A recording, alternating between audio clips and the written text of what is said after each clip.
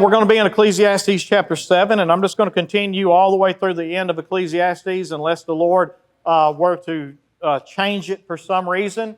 But I want to remind you just a little bit about how we got where we are, because in Ecclesiastes chapter 7, this is actually where the book, if you will, takes a major change. It takes a shift in things. And so I would remind you that Ecclesiastes, the word that we have here, is actually an old word that means one who assembles and teaches a group of people. And so to title this book Ecclesiastes, it means one who is gathering a group together for the purpose of teaching them. I have something that you need to learn. And so Ecclesiastes is a book that is for people like us gathered together that need to learn these truths that this teacher is teaching. He actually calls himself the preacher, or some versions translate it the teacher, but it is a Hebrew word that means the speaker that's speaking to a gathered group of people and teaching them what they need to learn. And so this author, which we believe is Solomon, is one that has had wealth more than anybody we know. He has had wisdom more than anybody we know. He has had knowledge more than anybody we know. He has enjoyed pleasures greater than any that we could imagine. He has experienced work and achievements to a degree that you and I will never attain to.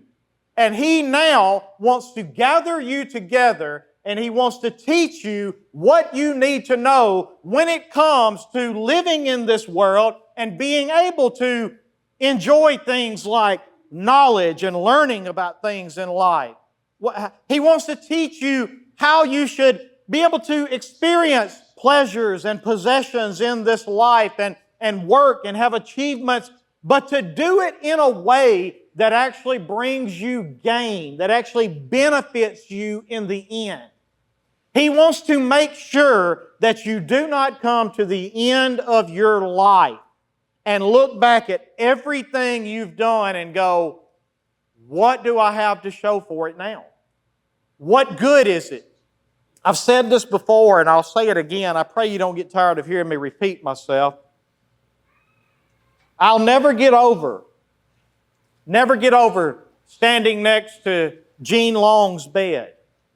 A man that used to tell me stories of how he acquired these 100 acres of land and these 100 acres of land and this 100 acres of land.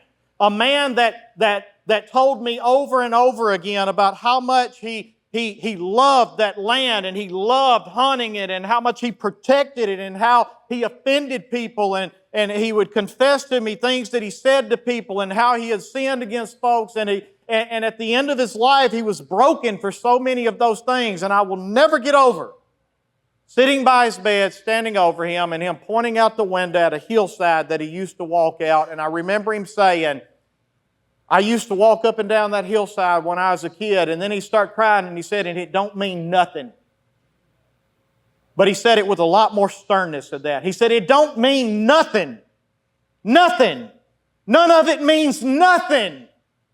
In other words, if his life were solely about the things that he acquired, if his life had been solely about the things that he had done in life and all the achievements that he had and the good job that he did on the workplaces that he got sent to, and if his life were just about that, when he got to the end of it and he's looking out the window at it and remembering his childhood and he looks back and he says, it don't mean anything. But what did matter was that he knew the one that saved him, and he knew the one in whom he had followed and trusted, and he knew the one that he had given his life to and he pursued. And as a result of that, it molded his life in his later years to be the person that he was. And he was able to come to the end of it and look back at everything he did, and he was able to say, the only thing that matters at this point is this. In other words, none of that gained me anything. None of that give me any benefit when I come to this point in my life. And Solomon now is at that place, I believe, and he gathers a group together and he says, will you please listen to me? It's all vanity. It's a chasing after the wind, and it don't mean nothing if it's not centered around God and how He would have me to pursue it and use it. Now, the beautiful thing about Ecclesiastes that we have learned is this. He's not saying that knowledge is bad. He's not saying acquiring lands is bad. He's not saying having possessions is bad. He's not saying that having a work life and having achievements are bad. He's saying when it's focused solely under the sun and it's not molded by a fear of God, that was the missing link that he finally gets to. And this is where he's going to continue on out. He says, if you really want to live a life that is going to benefit you, so that you can have possessions, so that you can have pleasures, so that you can have knowledge and pursue wisdom and have achievements in life and work and labor which is good. If you really want to make sure you get to the end of it all and you can say, I have something to show for it, the missing link is the fear of the Lord. And you remember last week we defined, or 2 weeks ago, we defined the fear of the Lord as a God-centeredness in your life. It's like having blinders on. Y'all remember how they put blinders on mules or they put blinders on horses? You know what that's for? That's to make sure that they can only see what? Nothing distracts them from the sides. And you need to have your fear of God blinders on so that you have such a God-centeredness that when you acquire possessions, your focus is, God, what will please you in me using these possessions? What will please you in the way that I enjoy these pleasures? What will please you in the way that I work? What will please you in the way that I acquire wisdom and knowledge? And I am so God-centered that it molds my life and everything I do. Even my religion, as we talked about last week. Even your religion needs to be centered around a healthy fear of God. I hope you're not just here this morning because it's the right thing to do. For some of you say, well, my grandmother's going to call me and want to know, did you go to church today? I hope that you're not here just for that. I hope that you're here this morning because you are God-centered in your life and you say, God, I want to live my life in a way that pleases you. And so I'm going to gather with your people here this morning and I'm going to hear from your Word. I'm going to hear from your Word so that I can be molded into what pleases you. So that when I get to the end of it, even though all this other stuff don't matter, I can say, God, thank you that I have lived a life by living in your fear that actually brings me benefit here and now. Now, this is the main theme of Ecclesiastes. How do we live under the sun in a way that is in a healthy fear of the Lord? That's the main theme of it. You can live this way and it's not in a healthy fear of the Lord and it won't benefit you at all no matter how much you achieve. Or you can live this way in a healthy fear of the Lord and you can achieve all you want and you can have all the possessions that He'll bless you with and you can still come to the end and hear Him say, well done, my good and faithful servant. How do we figure this out? And so, Ecclesiastes chapter 7, it marks a significant transition in the book, if you will. And in the first 6 chapters, this teacher, this preacher has primarily been looking at the vanity of all of life lived under the sun. Whether it's pursuing wisdom, pleasure, wealth, work, human achievement, no matter what it is, none of it can provide any lasting meaning apart from a healthy fear of God. And so, because of that, in chapter 7, he now starts describing a life that is lived faithfully in the healthy fear of the Lord. And so, when you look at this chapter, here's the question that we want to answer. How should the wise respond to this crooked and lacking world in a healthy fear of God?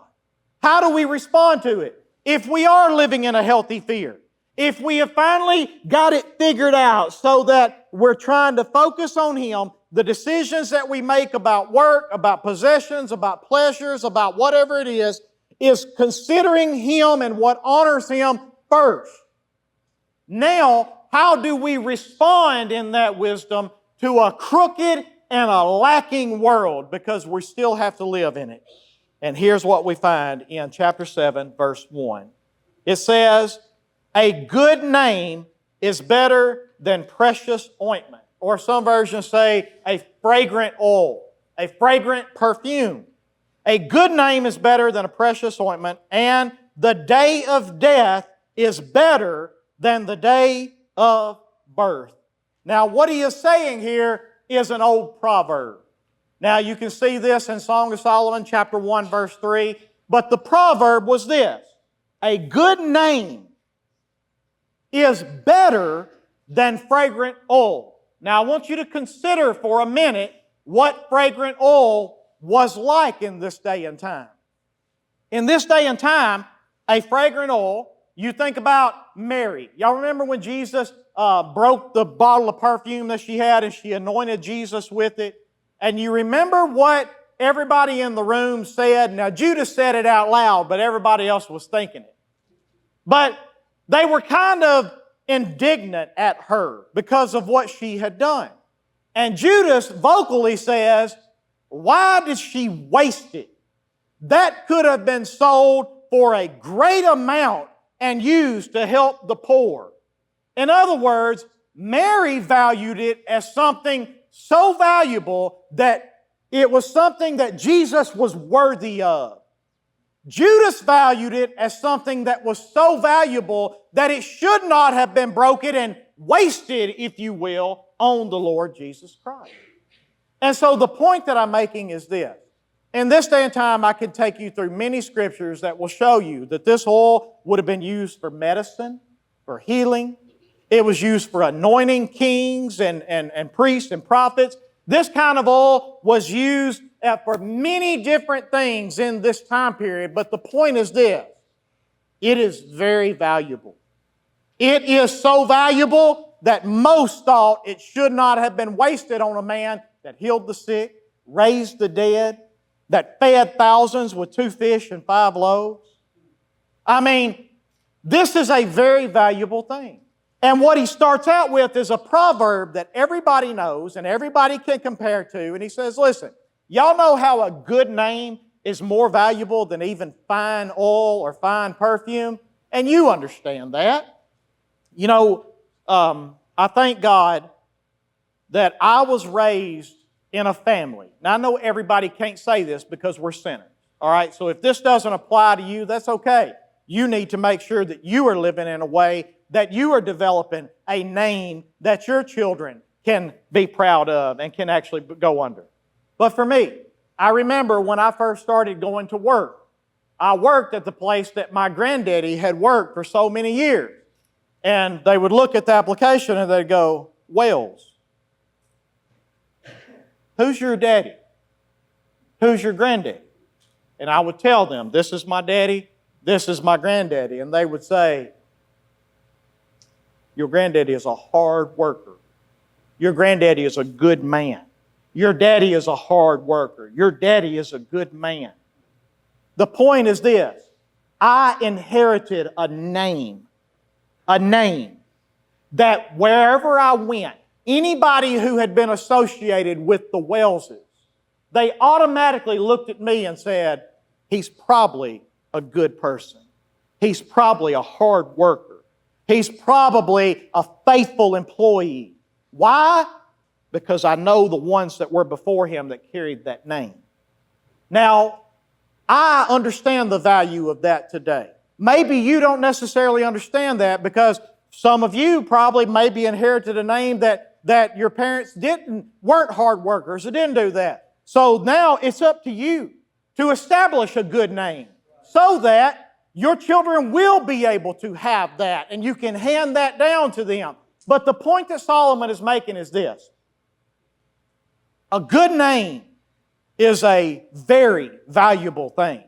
It's even more valuable than fragrant oil, which we know how valuable fragrant oil is.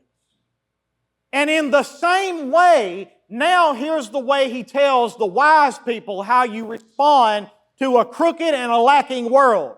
He says, in the same way the name that is good is better than a fragrant oil, the day of death is also far more valuable than the day of birth to the one that has the missing link of living in the fear of the Lord. Why? You know this.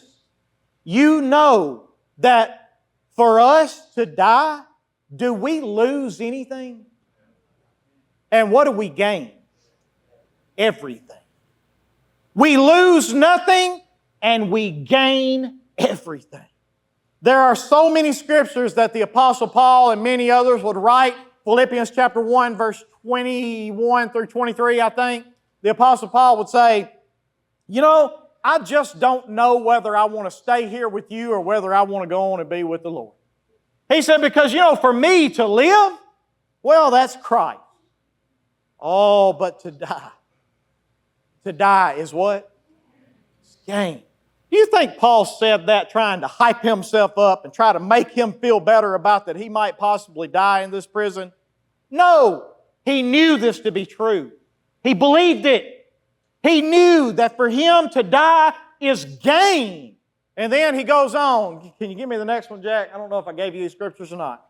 He says, if I am to live in the flesh, that just means more fruit for my labor. I love the way Paul's going back and forth in his own mind. Do I want to live or do I want to die? I just can't decide. And he says, yet which one I shall what? Choose. I want to ask Paul one day, what makes you think it was your choice? But nonetheless, he says, I don't know which one I shall choose. I cannot tell. But look at verse 23. I am hard pressed between the two. I'm hard pressed. I just don't know which one. My desire is what? To depart and be with Christ. For that is far better. So again, people that live in the knowledge of the fear of God, they're not concerned about what they're leaving behind. They're not concerned about how much they achieved and about what they worked for and now they're having to leave it. No, they look at it and this is what they have been focused on. They have been so God-centered about what their goal in life is that now we're finally here. And for me, to depart and be with Christ, that's far better. The Apostle Paul said, it is better to die and be at home with the Lord. For to be absent from the body is to be what? Present with the Lord. I would rather die and depart and be with Christ is what he said. And I love the way that Paul puts these things. He saw dying as getting to go home. You know, let me tell y'all something. I don't know if you experience this. Maybe your home is not one that is a peaceful place and a good place. But I know in my home, there's no place I'd rather be than home. I love being at home. I love being in my house where I belong. I love sitting in my recliner. Come on, somebody. My recliner. I love being at home. And you know, as Dorothy said while she was away from Kansas, there's what? There's no place like home. And the Apostle Paul, when he viewed dying, he did not see it as a bad thing. No, he looked at it and he said, a person who is wise, a person who is living this life in God's centeredness, when he considers the day of death, he does not look upon it as some dreaded enemy. He looks upon it as a welcomed friend. And as a matter of fact, he looks at it and he says, I'm hard-pressed between the two. Do I want to stay here and live for Christ and just get more fruit for my labor? Or do I want to depart and be with Christ at home? For that is far better. So it's easy to understand how the wise should live in response to sorrow in this world. Our response should be, do we cry at the loss of loved ones? Yes, we cry. As a matter of fact, Solomon said earlier, there's a time to cry. There's a time to grieve. There's a time to feel the sorrow and the hurt of this world. But make no mistake about it, the wise respond to the sorrow and the suffering of this world with an understanding that the day of death is far better, far more valuable than even the day of birth when you first came into this world. And so the point, if you're at your lesson with you, the point is this. They believe sorrow can teach you better than pleasure. Look what he says next. In verse 1, he actually goes a little bit further and he says the day of death is better than that of birth. And then he says in verse 2, it is better to go to the house of mourning than to the house of feasting. So what's the point that he's trying to make? He's trying to help you understand that a wise person responds to the sickness and the sorrow and the suffering of this world in a way that understands that the sickness and the death of this world is something that we can learn from, something that teaches us. He says it's better to go to the house of mourning than it is to go to the house of feasting. Now, why does he say this? Look what he says next. Because this is the end of all mankind. It is good for you to think about your day of death. Listen, if you're like me, and if I weren't in the ministry, I'd avoid the funeral home. And I know many of you in here feel the same way. You would rather go to the feast than to the funeral home. But can I tell you that the wise person does not think that way? Why? Because he does not ignore the serious matters in this life. He actually wants to face the serious matters. See, we want to go day after day after day, and we want to think that there's always tomorrow and we'll just deal with it, or we want to just ignore it altogether and we just want to live our life and do our thing, and we don't want to think deeply about the serious matters in this life. But Solomon here is gathering people together and he says to you, listen, you have got to come to a place to where if you're wise, you understand that you need to respond to the sickness and the suffering of this world in a way that understands that it is better if you're living in the fear of the Lord. And then you need to come to a place that you don't avoid and ignore, but you ask the serious questions. I love the fact that Annalise is so young, and yet she is already considering and thinking about what's next. Because listen, I would love to tell you the fairy tale that young Annalise will live out a long life and nothing bad is ever going to happen to her, and she's just going to dance her way across Jordan River and go right into Jesus' arms, and that's her life. You ain't stupid enough to believe that, are you? She's smart enough to ask the question right now, am I prepared for what comes next? Sometimes the only thing that will make you face that is looking it right in its eye. When there's a chance for you to go to the funeral home, you know what you ought to do? You ought to get your lazy butt up, you ought to go to the funeral home. When there's a chance for you to walk up to the casket and look inside of it at the one laying there, you know what you ought to do? You ought to get your butt up and walk up to the casket and look it right in its face. Why?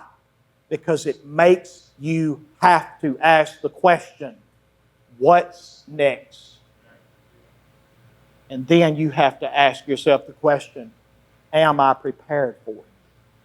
This is why Solomon says, in wisdom, he says, I don't ignore the serious matters anymore. I'm not trying to ignore them. I'm not trying to stay used to. I just wanted to seek pleasure in my life. But what I have learned, what wisdom has taught me, is that it is far wiser to focus on the serious matters in life, even though they bring me sadness, even though they bring me down to some degree. It teaches me better than just always seeking pleasure and always seeking entertainment in my life.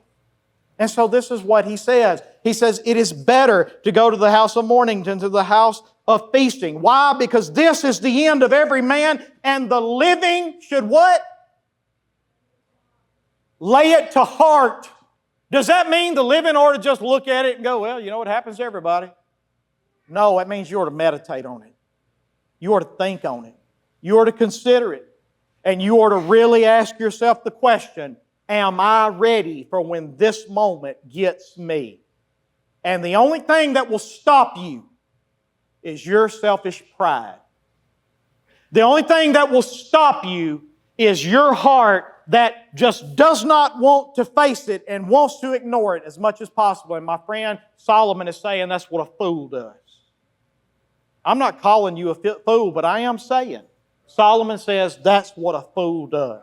That's not wisdom. Wisdom looks it in the eye, and wisdom lays it to heart. You ask the question, and you think about something isn't right in this world. It's not supposed to be this way. Life is short. It makes you think about how short life is. You know, I've been thinking over the weekend. Me and my wife have been married 29 years. We were just in high school. Come on, somebody. 29 years. I have been pastor. I have been a preacher. You know how many people in my high school, if they heard that today, they would laugh. I have been a preacher for 16 years, 17 years. Pastor, not a preacher, just pastor. 17 years. I've been a pastor. I've been alive. I'm not going to tell you how long. All my life. That's right. Thank you, Kirby. And I thought over the weekend, we were looking at pictures. I don't remember where she found them. Chassie was looking through some pictures while we were in South Carolina, and she found one picture that had 5 people in it. I won't get it all right, but Ms. Ward was in it, for those of you that remember Ms. Ward. Mary McGrew was in it, Meemaw, Ms. Long. Anyway, here's the point. I remember when that picture was took, and I looked at it, and they were all gone. And I started thinking after I looked at that picture, I couldn't help it. It made me think. I started thinking, how fast does life go by? And I mean, I really do. My daddy was 63 years old. I'm not that far away. I'm telling you, before I know it, my life is going to be over. And you know it too. And so we need to think seriously about how short life is, about how we're not promised tomorrow, about what comes next, about how to prepare for it. I mean, if you ask yourself the question of that today, right now, ask yourself the question, if today is the day, if today is it, if when I leave this church here this morning, that's the end, it's no more for me, what will my lot be? And you need to ask yourself that question. And if you can't answer in confidence that I am living with blinders on, looking to Jesus Christ, seeking a home with Him, and it is far better for me to die, then you need to begin today by considering what Solomon is saying. It is better for you to go to the house of mourning than it is. Maybe today you don't need to go eat dinner with somebody after church. Maybe today you need to go to the funeral home and stand in front of a casket. That's the truth of it. And a wise person will do that. Look, The second thing he teaches us is that serious matters teach us better than lightheartedness or pleasure. Look at verse 3, and then we'll go into verse 4. Sorrow is better than laughter. And here's how you know what he's doing. He's grouping sentences together. He's always saying, this is better than this, and then here's an explanation. This is better than this, here's an explanation. So now he moves on, he says, sorrow is better than laughter. Now I don't know about you, but I want to look at Solomon and say, Solomon, I would much rather be laughing than crying. But Solomon has reached a point in his life that wisdom tells him, no, actually sorrow in this life is better for me than laughter. Now, Solomon's not some sick, twisted person that just wants to sit in darkness all the time. He knows that the serious matters make him think more than the lighthearted matters that make him laugh. And so he says, it's better for me to sit and think in a serious matter than it is for me to sit in a group of people that we just giggle and laugh all the time. Now, does that mean that laughing is wrong? No, laughter is good medicine. He says that. We've talked about that. But he's saying that as far as which one's better, it's better for you to experience sorrow in this life. Why? Because sorrow teaches better than pleasure teaches. So he says in verse 4, he says, the heart of the wise is actually in the house of mourning, but the heart of fools is in the house of pleasure, in the house of laughter. What's he saying there? A wise heart is one that is not just looking and seeking pleasure, but a wise person is looking to learn from the more serious matters in life. And so here's my point. When you experience sorrow, when you experience tough times in this world, let it make you sit and think about this life and what's wrong with this world. Let it sit and make you think about why the world is the way that it is. And let it sit and point you to the one that can give you hope from it all. And then put your blinders on so that you are God-centered and focused on Him and not world-focused and pleasure-focused. Now again, Solomon is not anti-pleasure. Solomon is all about going and playing golf. Solomon's all about going and deer hunting and turkey hunting and fishing and boating. And Solomon's all about enjoying life. But Solomon makes sure that he does all that around his God-centeredness because he don't want to get to the end of it to have done all that and it brought him nothing. He wants to do it in a correct way. And so the wise understand that a sorrow can teach them better than pleasure. Verse 5 and 6. He says, it is better for a man to hear the rebuke of the wise than hear the song of fools. In other words, it's better to experience sorrow of being rebuked. How many of you like to be corrected? Oh, let me ask some husbands in here. How many of you husbands like your wife to correct you? You don't like it, do you? Well, get used to it. It ain't going to change.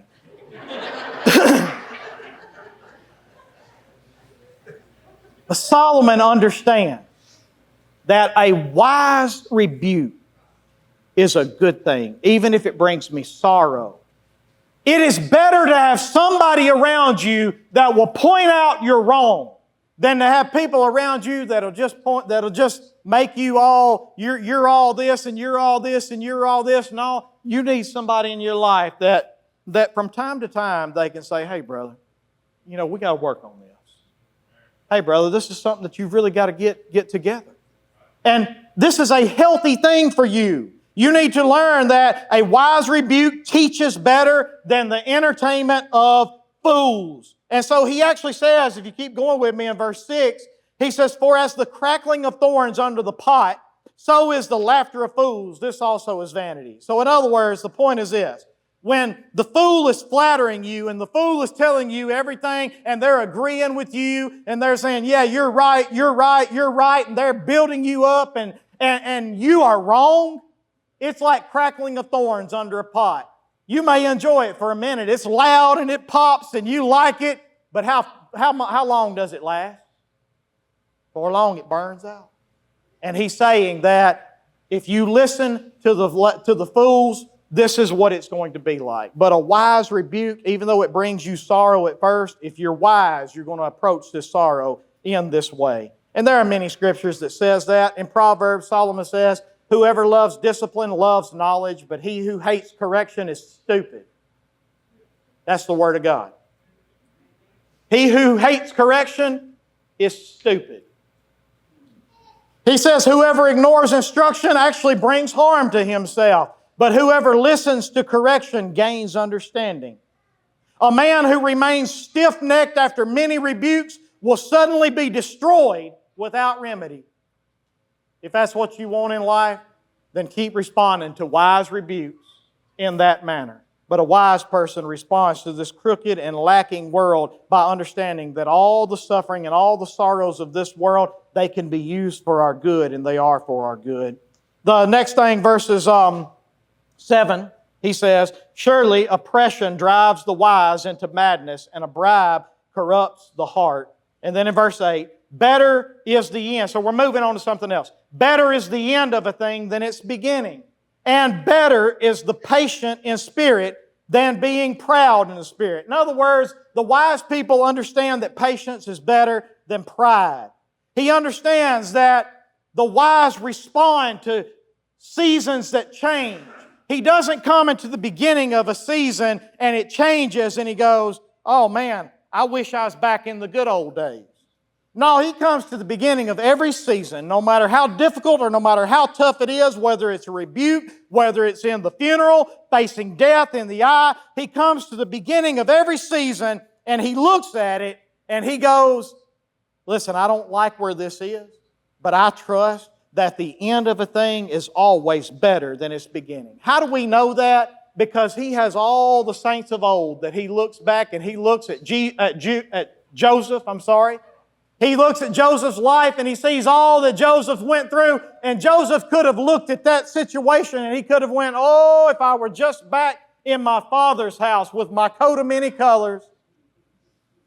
But no, he keeps trusting God and he's patient. He's patient. He's not proud. He's not sitting there saying, I don't deserve this and God, you must be in the wrong. No, he is patient in spirit and he is not proud, because he knows that in the end, God always works all things together for the good of those who love Him and are called according to His purpose. Now, can you see that in the beginning? No, you can't see that in the beginning. But should you trust it because you know the heart of God? Absolutely, you should. And a wise person responds to the sorrow and the suffering of this world by understanding that I know from God's faithfulness that the end of a thing is far better than its beginning. The same way that the day of death is even better than the day of birth. And so because of that, the wise person is going to be patient in spirit no matter what he's dealing with in this world. But the proud person is going to sit there with their arms crossed and get angry at God and shake their face at God, shake their fist at God, which I have done. I've been a fool. I have. But the wise person knows the heart of God. He knows the end of the thing is better than its beginning, and so he patiently waits. I want you to think about this, and I'll close with this, and we'll pick up next week. All right? Think about Job for a minute. Job, the book is there for a reason. The book is there so that you can learn how you should respond to suffering in your life. Now, you remember what happened to Job? Job gets the message that all of his children are dead. Not one, not two, not three. All of your children are dead. Somebody fathom that for me right now. They're all gone in an accident. No more. Something that Job could have sit there and said, God, I don't understand. You're in control of the wind. Come on, somebody, you can say amen. God, you're in control of the wind. God, you're in control of life and death. God, I've served you my whole life and now all my children are gone. If anybody had a right to sit there and look at God and go, it was Job. But he gets the word that all of his children are gone, all of his possessions are gone. And how does he approach the day of sorrow? He approached it like a wise man. He looks and he says, the Lord gives and the Lord takes away. Blessed be the name of the Lord. Why? Because he knows the end of a thing, even though I can't fathom it, even though I don't understand it. With God, the end of a thing is always better than the beginning. Job don't know how that's going to look. Job don't know how that plays out. Job don't know the details. But Job knows God. And Job knows that God deserves to be worshiped and praised. So what does Job do? Job sits in patience. Is it easy to sit in patience at the beginning of a thing? Is it easy to sit in patience when you're dealing with the miscarriage? Is it easy to sit in patience when you're dealing with the failed adoption? Is it easy to sit in patience when you're dealing with the loss of a loved one? No. But the wise that live God-centered in the fear of God, they approach all suffering and sorrow in this life by understanding. I know the end of a thing is better than the beginning. And so I will sit in patience and I will wait for the end of this thing, when it will be better than the beginning of it. Then Job also, he gets a sickness. Y'all remember that? There's boils all over his skin. The Bible says that he can't find comfort in his bed nowhere. So he's so uncomfortable that he goes out and he sits in the ash heap and he takes shards of clay and he digs at his sores. And his wife, his poor wife, I've said this before, but I say it again because a lot of people give Job's wife a bad rap. Let me tell you something. Job's wife is having to sit here under the weight of losing all of her children, all of her belongings, and now she has to sit and watch her husband on the ash heap in such torment, and she can't do anything about it. So, what do you think she's going to say? She looks at Job and she says, why don't you just curse God and die? But Job, being wise, you remember what he said to her? Shall we receive good from the hand of God and not receive evil? And you remember what he said at the end? You speak as a what? As a foolish woman. Why? Because she didn't understand that the end of the thing is better than its beginning. She didn't understand that the patient in spirit is better than the proud in spirit. But guess what? She's learning. She's growing. In the same way that Job is learning and growing. Because up to this point, you would think that Job has got it figured out, would you not? But how many of you know that Satan leaves after this? After this, Satan don't come back to God and say, okay, God, I told you Job was going to do this. No, Job, the Bible ends it by saying, in all this, Job did not curse God. He didn't quit trusting God. But then the trial goes on. It ain't because of Satan. At this point, God allows because God is fixing a deal with a proud spirit in Job that Job don't even know is there. And he goes on and on and on and on. And then Job finally, having to defend himself to his friends, he says, I ain't done nothing wrong. I don't deserve this. He don't never quit trusting God. He don't quit thinking that the end is going to be better. No, he says things like, I know that in my flesh I'm going to see my Redeemer. No, over and over he proclaims, the end is better, and I'm going to keep trusting Him, but I don't understand, and if I could find Him right now, I'd put Him on trial because I've done nothing to deserve this. And what is it in you that looks at God and says, I've done nothing to deserve this, so you must be in the wrong? Pride. Job didn't even know it was there. But then by the time God reveals Himself to Job and he gets to the end of it, I love Job's final response. He probably can't even lift his eyes to heaven. And he looks and he says, God, I make myself sick that I did not trust who You were. I make myself sick that I was foolish and that I did not understand and I did not continue trusting that the end of this thing, You are doing something. So I close with this. Here's your application. How does a wise person approach the sorrow and the suffering of this world? Well, the first thing they do is they don't ignore it. Y'all listen to me. All eyes right here. If you're sleeping, now's your time to wake up. Death is real. And you are too smart to not know that something is next.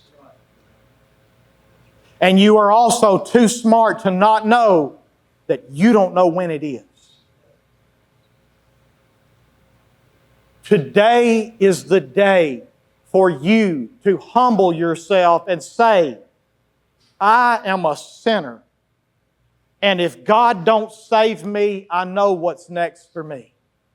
Today is the day for you to drop your pride, to humble yourself, and to look sorrow and suffering in the eye and go, God, thank you. Because remember what God said in Genesis chapter 3 to Adam? He said, cursed is the ground. Why? For your sake. In other words, the sorrow and the suffering, as much as we hate it, it is a teacher like none other. You will receive far more from a teaching in the cemetery than you will from a teaching in the stadium. And so I'm asking you today, be wise. Be wise and answer the question, what's next for me? And if you don't know, that's what we're here for. You come and you take me and Steve by the hand and you say, Pastor, I don't know what I need to do, but I know I got to be saved. Today is that day. And then I want you to understand that sorrow is not something that you should try to avoid, but instead you should learn that it is a teacher and that there is no better teacher in your life. And so as a result of that, no matter what it is that you're dealing with, no matter what you're going through, I want you to ask yourself this question. Peyton said it best in Sunday school this morning. Ask yourself the question, what is this that God is trying to teach me right now? What is it that I need to learn from this? What is it that needs to help me get more God-centered and more focused through this sorrow and suffering? What is it that I need to make sure my hope is in so that I'm not losing my hope in here? What kind of mindset do I need to learn to have so that I can say with Job, the Lord gives and the Lord takes away. Blessed be the name of the Lord. The end of a thing is better than the beginning of the thing because I know the God in whom I serve. What is it that God would ask you to sacrifice? You remember when God asked Abraham to take Isaac up on the mountain, his only son, his promised son? And yet, he takes him up on the mountain and he gets up there and he don't question whether or not God is going to kill him or not. No, in his mind he says, listen, the end of it is going to be better than the beginning of it. And so whatever God asks for me, my focus is on Him. I heard a comedian say yesterday, some of us won't sacrifice our kids' Little League tournament. What would you do if God asked you to sacrifice your kid? You got to be God-centered to do that. Sickness and sorrow in this world are real. The wise will not ignore it. They'll be taught from it. They'll look at each situation and they'll ask God, God, what are you teaching me? And they will trust in the faithfulness of God and know that the end of the thing is better than the beginning of a thing. So I'm going to be patient in spirit and not proud in spirit. Whatever you need this morning, now is your time. If you need salvation, don't leave here without it. Church, can I plead with you for a minute? Can I just plead with you? Don't let your pride stop you. Get up out of your seat. Come on up and say, me or Steve, either one. Kirby's up here. It don't matter. Grab one of us by the hand and say, Pastor, I want to be saved. It's the same thing that God requires of each and every one of us. The Bible says, if you're not ashamed of me, I won't be ashamed of you in front of my Father in heaven. But if you're ashamed of me, I'll be ashamed of you before my Father in heaven. Today is your day of salvation. I pray today you make that change.